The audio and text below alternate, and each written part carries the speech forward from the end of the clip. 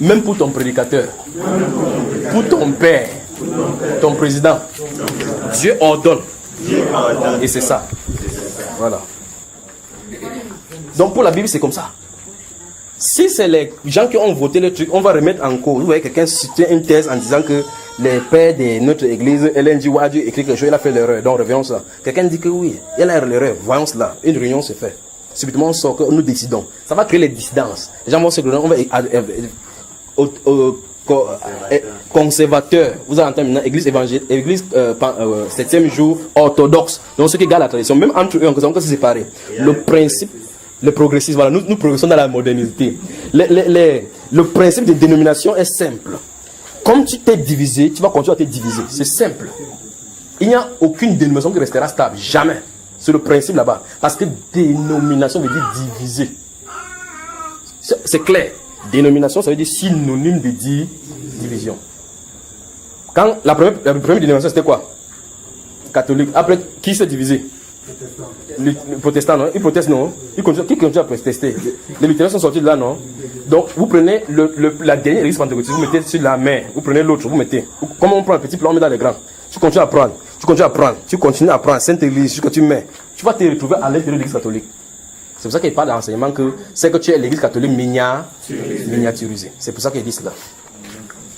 Donc, quel qu'en soit ce qu'il arrive, si vous êtes dans une région où vous avez une petite église, c'est ça qu'il dit toujours aux gens que ne regardez pas aux sentiments. D'accord? Si vous regardez aux sentiments, vous allez perdre la face devant la vérité. C'est pour ça qu'il avait parlé la vérité à quelqu'un. Je ferme mes yeux au niveau de l'amour de son visage. Je balance ce qui sort de la bouche de la Bible. D'accord, frère? Ça bombarde sur son cœur, n'est-ce pas, papa? Vous savez, ah, vous n'êtes plus avec moi. J'ai dit ceci. Dénomination, c'est synonyme de quoi? Division. C'est synonyme de division. Donc, il n'y a aucune dénomination qui va rester stable, jamais.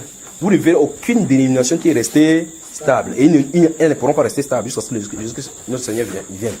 Et remarquez, voici le signe donc maintenant que c'est la fin des dénominations. Petit à petit, ils sont en train de retourner à leur mère. Voilà. C'est le signe de la fin. Ils sont en train de rentrer, retourner à leur mère originelle. Vous entendez, quelqu'un va sortir l'expression que non, on ne peut pas quand même rejeter tout à la Sainte Église, la mère. Que c'est quand même la mère. Il n'y a pas seulement que des mauvais là-bas. De bon, il y a quoi que le prélat et le canne et les chapeaux. Ouais, n'est-ce pas? Il y a quoi de mal à cela? L'eau bénie et la canne, c'est quoi? La tolérance. Quelqu'un dit tolérance zéro. Au niveau du péché là. Regardez bien, je dis toute dénomination, vous montez ou descendez, vous allez fonctionner comme association. Et par conséquent, vous allez avoir les règlements intérieurs et des statuts internes. Vous allez entendre président de l'église, secrétaire du pasteur. Vous allez leur demander, qu'est-ce que secrétaire du pasteur dans la Bible? Il pourra vous montrer. Non. Donc, ils sont en train de servir autre Dieu. Et pas donc que le Dieu qu'ils servent là-bas va se manifester. Parce que lui, il est rapide. Ok, deuxième chose, d'où vient-il que, ok, frère Alain, Jean, suis-moi maintenant par rapport à cette question-ci. D'où vient-il que pendant qu'on prie n'importe comment, ce n'est que le parler en langue parmi les 9 dons de 1 Corinthiens 12 qui se manifeste le plus? Vous vous êtes posé la question comme ça? Dieu merci, j'ai posé avant toi ici. Vous comprenez la question? On se réunit pour prier. La Bible parle de 1 Corinthiens 12, de 9 dons. Depuis là, c'est toujours seulement qui se manifeste. Donc le Saint-Esprit est devenu handicapé. Donc il pose la question si le Saint-Esprit devient handicapé. Nous sommes d'accord que le Saint-Esprit va handicapé, n'est-ce pas? Ok. Et dans un enseignement ici, nous avons vu les causes du fait que le Saint-Esprit ne se manifeste pas. On a vu que c'est l'intellectualisme qui a causé beaucoup plus de problèmes. Suivez les enseignements. C'est en préparation par rapport à quelque chose. Donc, pour la personne qui a posé ces questions-ci, on ne doit pas parler en langue. Voilà, ce n'est pas un truc. Un commandement. Vous savez, lorsqu'on veut tenir quelqu'un, vous vous souvenez dans la vidéo que Georges Nama avait fait contre moi. Vous avez suivi ce qu'il a dit. Il a dit que voici quelqu'un, ça montre qu'il ne parle pas en langue. Il a dit à cette fille pour la conseiller, il dit que parle en langue, ma soeur, parle. J'ai demandé que parle dans ta langue, tu veux, parle. Et que balance-nous la langue là. Il dit que, regardez ce que Junior dit. Junior dit qu'on ne doit pas parler en langue. Pourtant, la Bible dit qu'on demande le Saint-Esprit. Donc, il me condamne avec la bouche. Quand il lit l'écriture, il dit ce que ça pense qu'ils sont de dire. J'ai dit qu'on ne prie pas pour recevoir la langue. C'est le Saint-Esprit qu'on faut demander. Et le Saint-Esprit vient, il te donne le don qu'il lui faut. C'est ça, n'est-ce pas? Un seul esprit distribue ce don en chacun à partir comme il le faut. Ok, maintenant, je pose une autre question. Tous doivent-ils parler en langue? C'est qu'il y a un problème alors maintenant. Si vous avez donc affirmé que les pentecôtistes enseignent que le signe du baptême du Saint-Esprit, c'est de parler en langue, c'est automatique que tous doivent parler en langue. Vous savez, n'est-ce pas? Maintenant, la réponse biblique, c'est ceci. Tous doivent-ils parler, au mieux, tous parlent-ils en langue? Ok. Alors, on recommence encore. Est-ce que donc, avec cette même question, le signe du baptême du Saint-Esprit, c'est le parler en langue? Parce que si tu le parles en langue, alors tous qui sont baptisés Saint-Esprit doivent parler en langue. C'est ici, n'est-ce pas? Donc, parce que là, 1 Corinthiens chapitre 12, que la personne s'est posée, le verset 28 et suivant, verset 28 à 30. La Bible pose la question, tous sont-ils prophètes? Tous sont-ils apôtres? Tous sont-ils docteurs? Tous opèrent-ils des miracles? Tous parlent-ils en langue? Tous interprètent-ils? Si on tente de dire oui quelque part, vous allez dire oui partout. On est simple, n'est-ce pas? Donc si quelqu'un doit parler en langue, tout le monde doit parler en langue, tout le monde doit prophétiser. Tout le monde doit être miraculeux. Tout le monde doit interpréter. C'est pas ce que la Bible a fait. Comme il affirme que c'est le signe, c'est l'évidence du baptême du Saint-Esprit, ils affirment aussi que tous sont prophètes. Oui, donc le visage du Saint-Esprit, c'est que tous soient prophètes. Je me souviens quand le pasteur disait que vous êtes tous prophètes. L'esprit du prophète est en vous. Donc vous êtes, Jésus-Christ est prophète, vous avez Jésus, vous êtes les prophètes. Vous entendez, non? vous entendez les déductions, non? Je ne sais pas comment on peut faire, frère, pour qu'on fasse une réunion des pasteurs et des dirigeants. On s'assoit comme ça, on les pose la question comme ça, avec les questions que les pasteurs soient délivrés. Comment? C'est toi qui les connais. Si tu peux faire une réunion, tu m'invites, frère, je viendrai volontiers. Il vient dire. Je prends le frère à Tangana, avec le frère, il se met pas comme garde du corps, avec le frère, il va mettre 3 là devant. Je parle en me cachant derrière, comme ça, je parle en me cachant derrière. C'est que le pasteur va enlever les Jésus sur moi. Vous savez, j'ai parlé à un pasteur comme ça, là, il est resté comme ça, là, il dit, donc tu veux dire que, il dit que je veux dire, il dit, tu veux dire que depuis là, je suis dans le faux. Donc depuis là, je suis dans le faux. Il dit, si tu as compris que c'est ça qu'il veut dire, c'est que c'est exactement ça qu'il veut dire. C'est simple. Et l'une des choses donc qui est à cette époque, c'est savoir accepter qu'on a tort et se retourner. Donc il y a des gens qui, Morbicus, savent que c'est vrai, mais ils vont continuer à mourir. Vous le faites, ils disent tantôt que pour qu'ils acceptent, il va falloir qu'ils laissent le matériel. Or, comme ils ne peuvent pas laisser facilement le matériel, ils ne pourront pas comprendre. On va faire comment? On va vraiment annoncer. Parce que vous avez fait comment pour que nous ne faisions pas dire et puis les offrandes. Vous avez fait comment pour ça? Pasteur les 10 offrandes. Ils ne pourront pas suivre. Parce que là, c'est leurs intérêts qui arrivent. Donc, l'annonce, Marc chapitre 16, verset 17, la venue de la promesse annoncée. Actes chapitre 2, la mise en pratique, l'interprétation, les dérives et les corrections. 1 Corinthiens 12, 14. Les 3, là, il faut les enseigner là maintenant. Et vous avez remarqué dans votre Bible que chaque fois qu'il y a eu cette parler en langue, il y a eu des Juifs présentement. Suivez attentivement là maintenant. Chaque fois que le parler en langue s'est passé dans la Bible, il y avait des Juifs à côté. Quand il n'y avait pas de Juifs, il n'y a pas de parler en langue. Vous avez ça remarqué? Un frère? Amen. Vous avez saisi? Ok. Donc si quelqu'un peut rababoter comme il peut rababoter. Il n'y a pas de problème. Quand il finit, tu tournes, on parle en langue de la parole. La Bible déclare que les chrétiens ne doivent pas payer la dîme. Si tu es d'accord, c'est que tu as le Saint-Esprit de la dîme. C'est ça, non, frère?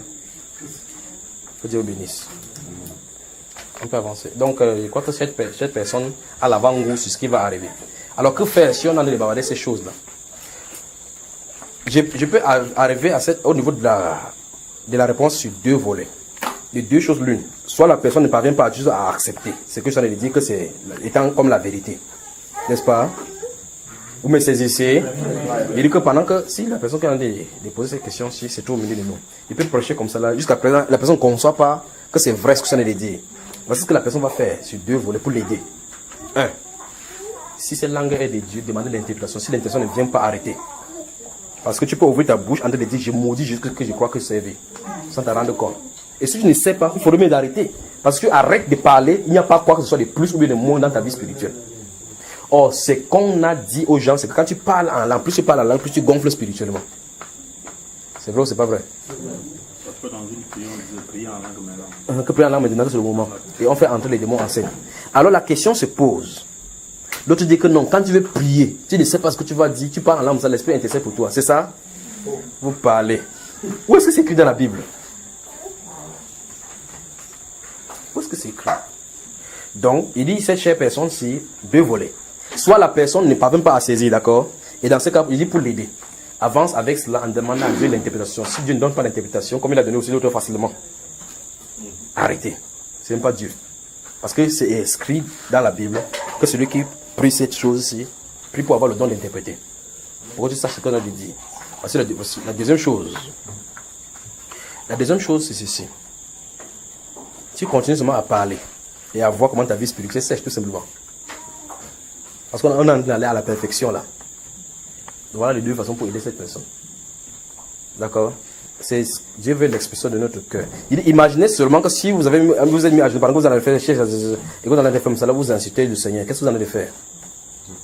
Qu'est-ce que vous allez faire? Vous voyez qu'il y a un problème, n'est-ce pas, frère? Et quelqu'un va prier comme ça le dimanche, il soit avec une révélation qui n'est pas dans la Bible. Il prie, il soit avec l'autre révélation qui est parce que vous priez, ça ouvre des domaines spirituels. Ouvre des domaines spirituels. Ton intellect commence à se connecter seulement aux choses néfastes. On te dit la vérité, tu ne parviens plus à croire. On peut marcher selon la simplicité de Christ. Donc faisons attention. Maintenant, dites à Dieu qui convertit ces blablabla à l'imposition des mains, les gens sont guéris. Au moins ça va aider. D'accord, frère? Que Dieu vous bénisse. Autre question?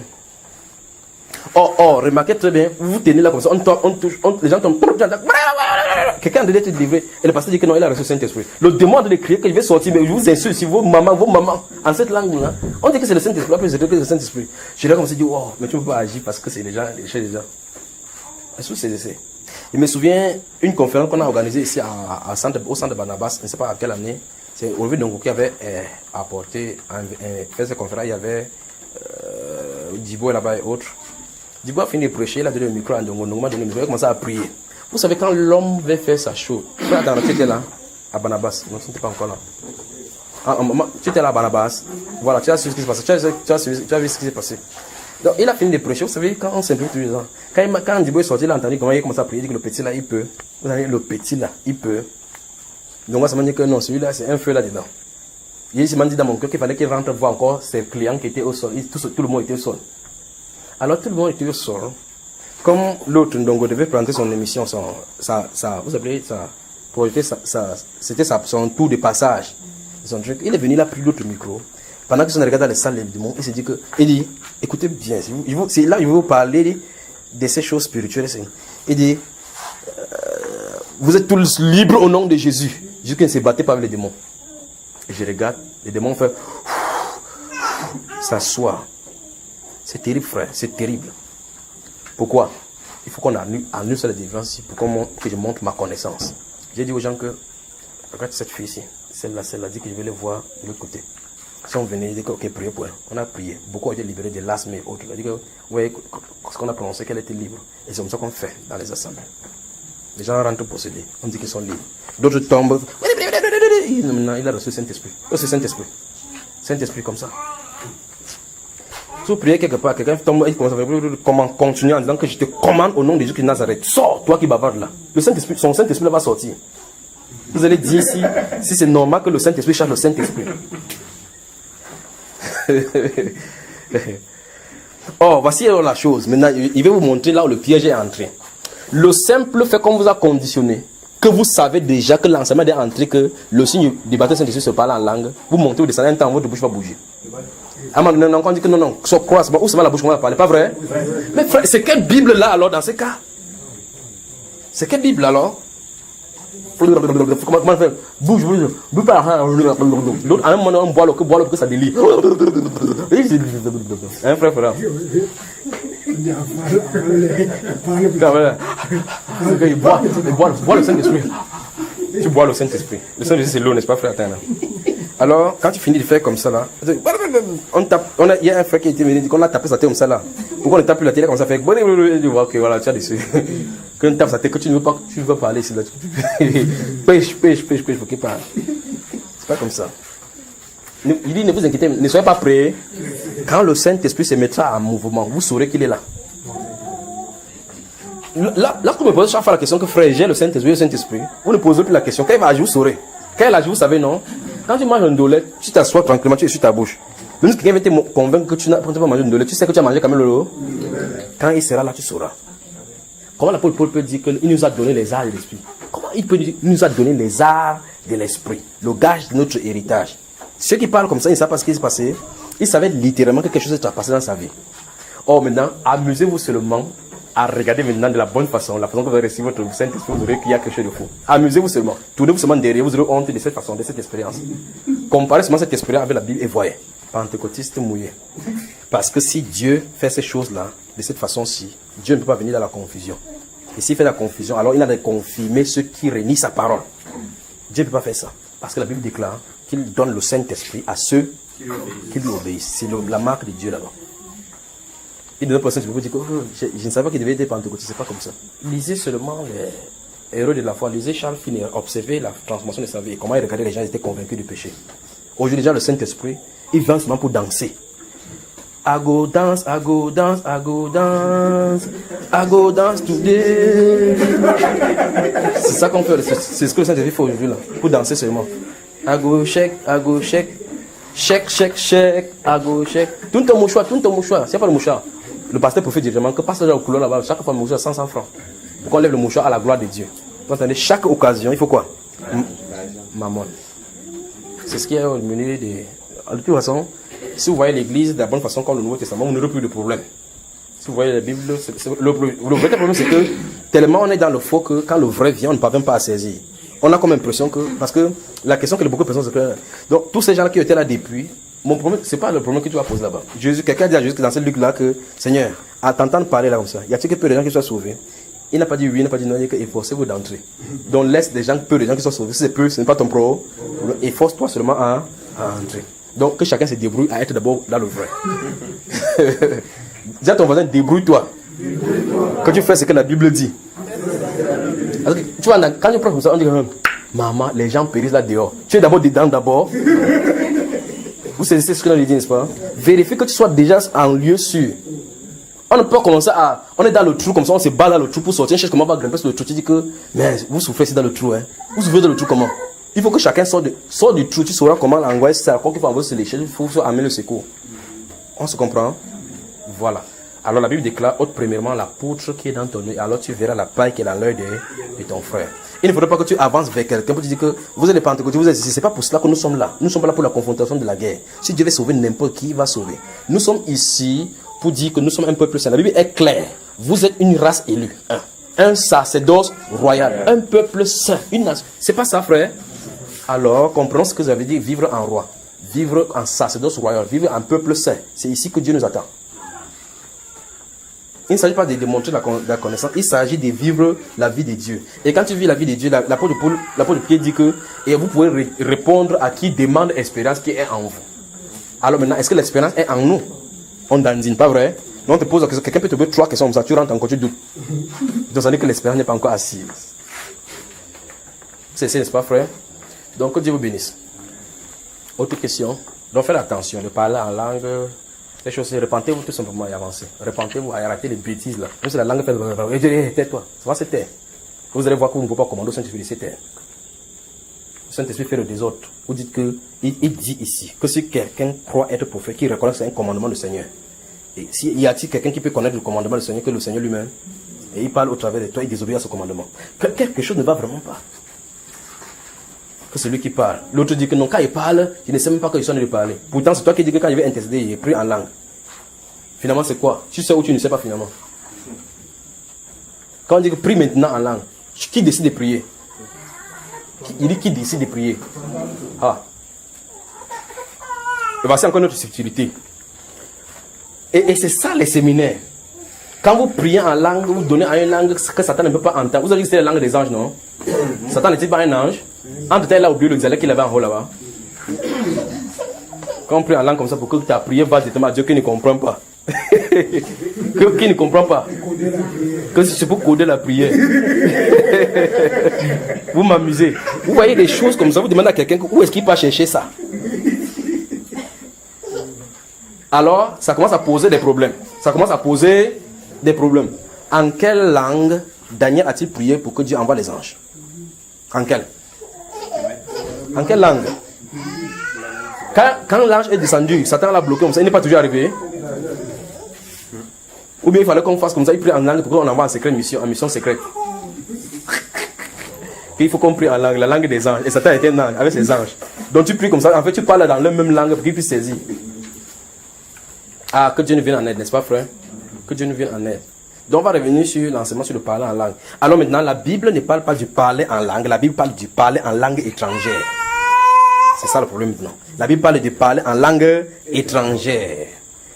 Prenez la Bible donc maintenant, lisons 2 passages. Que Dieu vous bénisse, alors que vous écoutez ceci. Je vais lire seulement ces 2 passages. Et là, on va arrêter par rapport à ce sujet.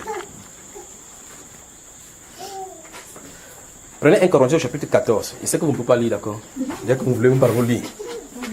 1 Corinthiens chapitre 14. Alors, vous êtes avec moi? Je vous aime tellement, on ne peut pas savoir. Alors, qu'est-ce qui ne va pas avec la lumière par ici là? En fait, je ne me suis pas rendu compte qu'on a coupé la lumière. J'étais en train de regarder par là, je dis, regarde, il dit, donc maintenant on a coupé la lumière, ça veut dire qu'on peut lire ici. Donc, vous êtes en Corinthiens chapitre 14, frère. Donc, on va lire 2 passages, je vais conclure par quelques phrases, d'accord, frère? Maintenant, il faut que je me mette à l'abri pour que je ne puisse pas cacher la lumière aux gens. Je crois que je ne cache pas la lumière. Ma femme ne va pas d'abord bien. Donc, 1 Corinthiens 14, vous êtes prêts? Lisons les versets 20, 21, 22. Allons-y, quelqu'un lit à haute voix, frère. Toi qui es proche de la lumière. Frère, oui. ne soyez pas des enfants sous le rapport du jugement. Oui. Mais pour la malice, soyez enfants. Oui. Et à l'égard du jugement, soyez des hommes faits. Ok, maintenant regardez bien. Suivez-moi attentivement. Regardez par ici. Votre attention. L'apôtre Paul est en train d'écrire aux Corinthiens que faites attention. Pour que le jugement, vous ne vous réussissez pas que ce soit le jugement. Ne soyez pas comme les gens qui sont là pour créer le trouble. Vous comprenez, n'est-ce pas? Qui se réunissent, que c'est plutôt le jugement de Dieu qui entre parce qu'ils sont désordonnés. D'accord? Il s'adresse aux chrétiens, aux Corinthiens, parce qu'à cause, c'est à cause de ce parler en langue. D'accord? Maintenant, écoutez très bien. Il dit que, mais pour ce qui est de quoi? Mais pour la malice. Mais pour la malice, oui. Soyez enfants. Oui. Et à l'égard du jugement, Oui. soyez des hommes faits. Des hommes faits. Donc vous devez maîtriser ces choses-ci. Les choses-ci, vous devez discerner. Je veux que vous compreniez. Si dans tout l'enseignement de parler, vous ne comprenez pas ces 2 passages qu'on va lire maintenant, vont régler la chose. D'accord? Maintenant, avançons. Il est dit dans l'Écriture. Il est écrit dans la loi. Oui, écoutez bien. C'est par des hommes d'une autre langue. Oui. Et par des lèvres d'étrangers. Oui. Que je parlerai à ce peuple. Oui. Et ils ne m'écouteront pas même ainsi. Oui. Dit le Seigneur. Oui, maintenant après dit. Par conséquent. Par conséquent. Donc une suite logique. Oui. Les langues sont un signe. Oui. Non pour les croyants. Oui. Mais pour les non-croyants. Stoppons là-bas. De quelle langue l'apôtre Paul est en train de parler là? Mais c'est terrible, frère. Parce que c'est pour expliquer tout le truc qu'il a de parler de langue là, qu'il a de dire là. Il dit que dans la loi, c'est écrit comme ça. Maintenant, si vous avez la Bible de référence, il parle dans Ésaïe chapitre 28, verset 11. C'est ça, non? C'est là où il cite. Allons là-bas voir ce qu'il est écrit. Donc, il veut leur expliquer pourquoi dans la loi, Dieu prophétisait cette langue-là. D'accord? Donc, pour les langues-là, que la langue ne vous emmène pas le désordre, que vous soyez sur le coup de jugement, sur le coup de la malice. D'accord? Parce qu'il dit donc, sachez que dans la loi, la langue a été prévue pour telle chose. Ici, donc, la loi. Oh, maintenant, vous encore, je vous avais donné le devoir, pas vrai? Regardez ici, pendant qu'on parle, les choses sortent là. Je vous ai donné le devoir sur la loi. N'est-ce pas? Je vous ai donné le devoir sur la loi, ordonnance et autres, la dernière fois. C'est ça, n'est-ce pas? L'apôtre Paul dit dans 1 Corinthiens qu'il est écrit dans la loi. On s'attendait à ce qu'on va voir dans les 5 premiers livres, ça se trouve plutôt dans Isaïe. Qu'est-ce que vous en dites là, mes chers amis? Il dit que vous allez lire la Bible si. Vous allez vraiment lire. L'apôtre Paul dit ici qu'il est écrit dans la loi. Il n'a pas dit qu'il est écrit dans le prophète Isaïe. Il n'a pas dit qu'il est écrit dans Isaïe. Il a dit la loi. Vous voyez ça, frère? Ok, donc. Je vous avais dit que chaque fois que vous voyez loi, mettez le verset de côté. Loi. Ok, maintenant. Isaïe chapitre 28. Ça se trouve, lisons le verset 9 à 11. Allons-y. À qui veut-on enseigner la sagesse? Oui. À qui veut-on donner des leçons? Si ce n'est pas l'église de cette époque, c'est à qui Isaïe s'en est adressé, je ne peux pas comprendre. Donc les gens sont tellement faux que tu vas enseigner n'importe qui. Il se pose la question. Finalement, je vous ai enseigné qu'ici dehors, tous croient croire. Tous croient connaître déjà. Donc c'est tellement difficile qu'on les enseigne. Et c'est le contexte de ça qu'on a de trouver ici. Allons-y. À qui veut-on donner des leçons? Oui. Est-ce à des enfants qui viennent d'être sévrés? Vous entendez? Qui viennent de quitter la mamelle? Oui.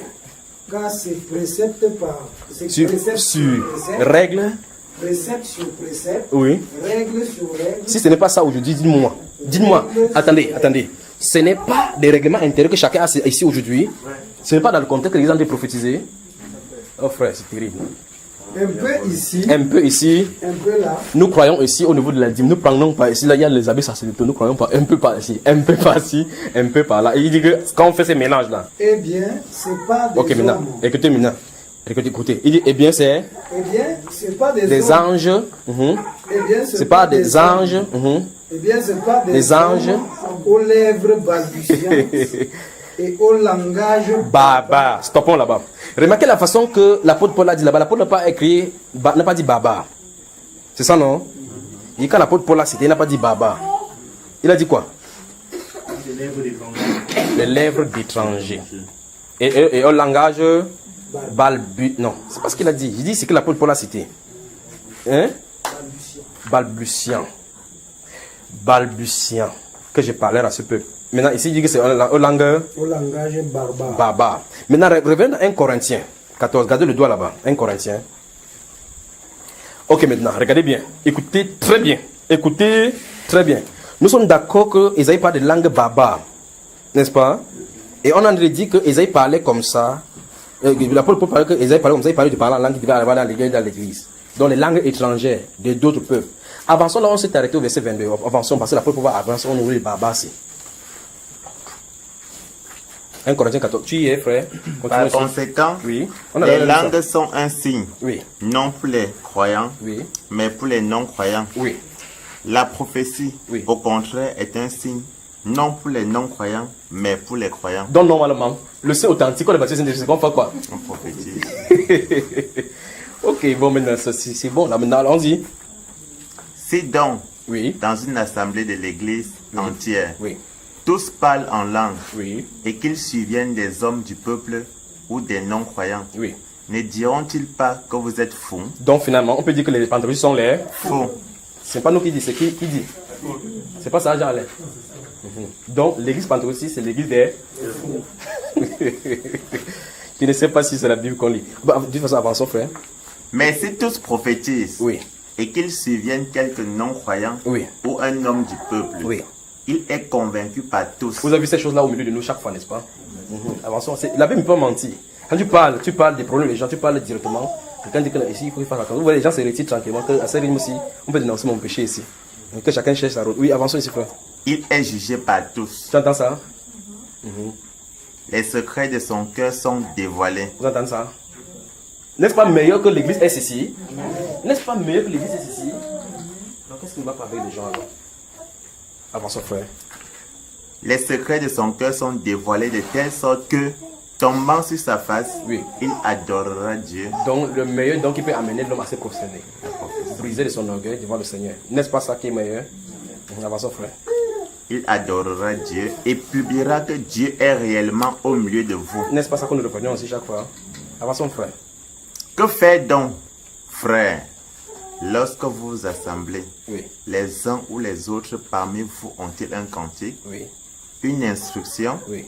Une révélation, oui. Une langue, oui. Une interprétation, que tout se fasse pour l'édification. Oui. Il y a un verset, je crois que tu as sauté, tu es au niveau verset 26 et 27 là maintenant. Rentre au niveau là où tu as dit que si quelqu'un entre, si tu peux parler en langue. Il y a un endroit où on parle que si il dit l'autre n'est pas édifié. Prends à partir du verset 18, vois. Verset 18. Oui. Je rends grâce à Dieu, oui. De ce que je parle en langue plus que vous tous. Oui, n'est-ce pas? Oui, attends, on arrive. Donc, c'est pas, il y aura grâce qu'il parle en langue. Les gens croient qu'il parle beaucoup. Il dit que, en fait, dans la traduction normale, c'est je rends grâce à Dieu de ce que je parle d'autres langues plus que vous tous. Et effectivement, il a parlé langue de l'Ikaoni. Comment il a fait le frère de prêcher Christ là où Christ n'était même pas nommé? Comment il a fait vous parler de la langue là-bas pour que vous prêchez Christ, frère? Oui, rentrons au verset 16 et 17, voir. Allons-y, lisons ça. C'est ça que vous ne savez pas. Verset 16. Oui. Autrement, si tu rends grâce non, rentrons encore, verset 15. Que fait donc? Écoutez bien. Je prierai par l'esprit. Oui. Mais je prierai aussi avec l'intelligence. Oui. Je chanterai par l'esprit. Oui. Mais je chanterai aussi avec l'intelligence. Oui. Autrement, si tu rends grâce par l'esprit, oui. Comment celui qui est dans les rangs de l'homme du peuple répondra-t-il Amen? Tu entends ça? Avançons. À ton action de grâce, puisqu'il ne sait pas ce que tu dis. Vous avez entendu? Avançons. Tu rends, il est vrai, d'excellentes actions de grâce, mais l'autre n'est pas édifié. Oui. Je rends grâce à Dieu de ce que je parle en langue plus que vous tous. Oui. Mais, dans l'église, j'aime mieux dire 5 paroles avec mon intelligence, afin d'instruire aussi les autres, que 10 000 paroles en langue. Vous avez entendu? Donc 2000 fois. Avançons, frère. Frères, ne soyez pas des enfants sous le rapport du jugement, mais pour la malice, soyez enfants. Et à l'égard du jugement, soyez des hommes faits. Oui. Il est écrit dans la loi. Ah, oui. C'est pas des hommes d'une autre langue. Stop. Et C'est pas quoi? des hommes D'une. d'une autre langue. Depuis là, vous voyez un ange là-dessus, frère. Oui. C'est pas des hommes d'une autre langue et pas des lèvres d'étrangers que je parlerai à ce peuple. Je vous ai entendu, n'est-ce pas? Des lèvres D'étrangers. étrangères. Que je parlerai À à ce ce peuple. peuple. Allons-y. Et ils ne m'écouteront pas même ainsi, dit le Seigneur. Vous avez entendu? Vous comprenez, frère? Donc, les langues dont on avait parlé, Isaïe en avait parlé. Parce que Dieu avait prophétisé que les Juifs ne croiront pas de toutes les façons. Il va venir prendre le peuple. Ils entendent comment Corneille, qui n'est pas juif, commence à rendre grâce au même Dieu, le Dieu des Juifs, en une autre langue. Il dit non, c'est pas possible. Parce qu'on disait que c'est le Dieu d'Israël. Alors on commence à voir. Alors vous allez voir dans Actes des Apôtres, vous allez voir que après avoir écouté tout ce que Dieu a fait, ils disent que Dieu a donc accordé aux païens la repentance afin qu'ils aient la vie. Et ils glorifient le Seigneur pour cela. Parce qu'ils croyaient que Dieu était seulement le Dieu des Juifs. C'est pour ça que c'est un mystère. Le fait que les Juifs, le rejet d'Israël, l'intégration des païens, c'est un mystère. Et chaque fois il y a un mystère dans la Bible, ça crée des contradictions. Ça crée des embrouilles. Divinité de Dieu qui ça crée des embrouilles. Comment Dieu peut faire cher? Mais c'est le mystère de la piété. Comment la crise va se manifester? C'est le mystère de l'iniquité. Comment les Juifs vont être hantés? C'est le mystère du rejet. Oui, frère, tu dis? Donc, je veux qu'on revoie le verset 15 ici, là, donc je Oui. vais mieux comprendre. Oui. Là, il dit, que fait donc? J'ai chanté en esprit. Non, ne vais pas entrer là. Comment entrer là-dedans? Je vais y arriver. Toi, tu as chanté en esprit. Au chapitre 13, verset 1, il a dit que si tu as le don de prophétie, tu as la connaissance, tu peux connaître le sein de tous les mystères. Quelqu'un peut-tu connaître? Tu as la force à déplacer les montagnes. Quelqu'un a déplacé les montagnes. Donc fais attention à son langage. Fais attention à son langage. D'accord? Voilà. Ok, que Dieu bénisse. Je vais seulement montrer ces deux choses-là pour vous restiez avec. On ne veut plus parler maintenant. Vous digérez. Donc c'est mieux qu'il ne complique pas encore davantage. Donc je m'approche davantage vers toi, n'est-ce pas? Donc c'est ça le thème. On va voir ça pas maintenant. Donc il vous est là fatigué. Vous fatiguez, vous relâchez. Ça va?